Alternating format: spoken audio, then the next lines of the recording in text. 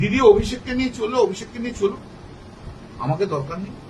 বুঝতে হবে যে ওর জন্য দলটা সর্বনাশ হয়েছে, সেটা যদি না বোঝে তাহলে আর কিছু করার নেই। ওর অ্যাটিচিউড, ওর অ্যারোগেন্স, আমি হচ্ছে পশ্চিমবাংলার নাম্বার 1 সৎ পলিটিশিয়ান, আমি বলে দিলাম।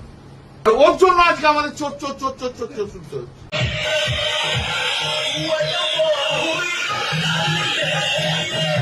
শুভেন্দুর গুন্ডা বাহিনী পুলিশ, শুভেন্দুর বাড়ির চাকর, শুভেন্দুর বাবার পুলিশ।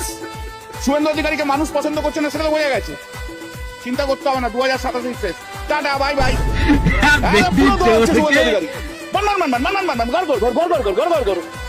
আমি পরিষ্কার কথা, উনি মদ্যপ।